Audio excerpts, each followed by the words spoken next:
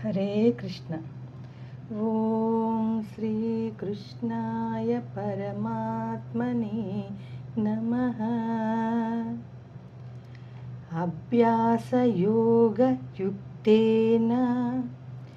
చేతసా నాన్యగామినా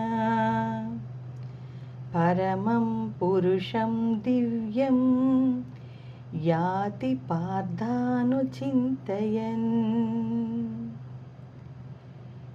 భగవానుడు అర్జునుడితో మనస్సును ఎటూ పోనీయక, అంటే వేరే ధ్యాస లేకుండా నిరంతరం పరమేశ్వరుని ధ్యానరూప యోగముని సాధన చేయు మనుష్యుడు దివ్య పురుషుడైన పరమాత్మనే చేరును అని చెప్పాడు. దీన్ని మనం జీవితంలో అన్వయించుకుంటే మన మనస్సుని కేంద్రీకరించి ఏ పని మీదనైనా ఉంచితే మనం అనుకున్న లక్ష్యాన్ని సాధిస్తాం.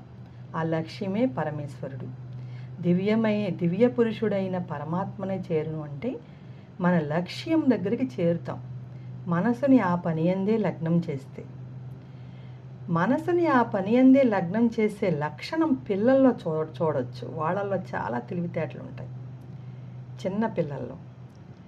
దాన్ని ఒక చిన్న కథగా చెప్పుకుంటే, ఒక తండ్రి వాళ్ళ అబ్బాయికి లెక్కలు నేర్పుదామని సమ్మర్ హాలిడేస్లో చక్కగా పక్కన కూర్చుని, నాన్న మనం చిన్న నోటి లెక్కలు నేర్చుకుందామా అన్నాడు. సరే నేర్చుకుందాం నాన్న అన్నాడు.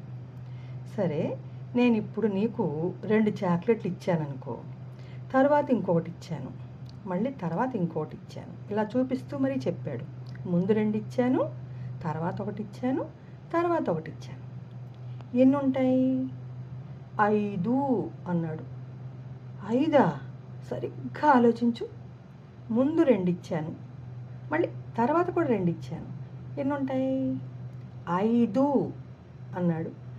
తల పట్టుకున్నాడు. ఇదేంట్రా బాబోయ్, లెక్కలు చిన్నవి కూడా రావడం లేదు వీడికి అని చెప్పి మళ్ళీ ఇంకొకలా చెప్పాడు.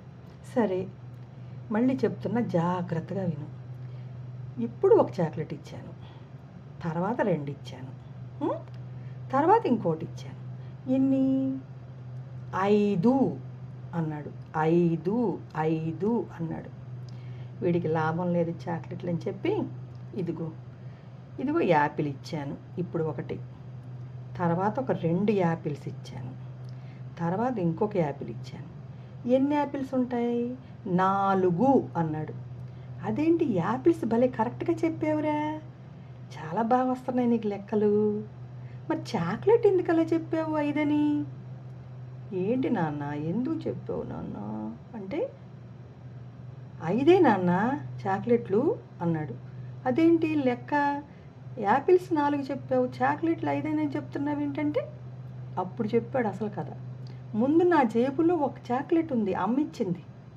ఇప్పుడు నువ్వు ఇస్తానన్నావు కదా, ముందు 2, తర్వాత ఒకటి, మొత్తం కౌంట్ చేసుకున్నా. ఎన్ని అవుతాయి? 5 అవుతాయి. కరెక్టే చెప్పాను కదా నాన్న ఆన్సరు. అంటే మనం పిల్లల దగ్గర చాలా నేర్చుకోవాలి. వాళ్ళ తెలివితేటలు చాలా స్పీడ్గా ఉంటాయి.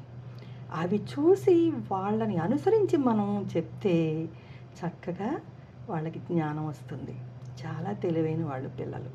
అందుకని అభ్యాస యోగయుక్తేన చేతసా నాన్యగామిన పరమ పురుషం దివ్యం యాతి పాతాను చింతయన్. హరే కృష్ణ.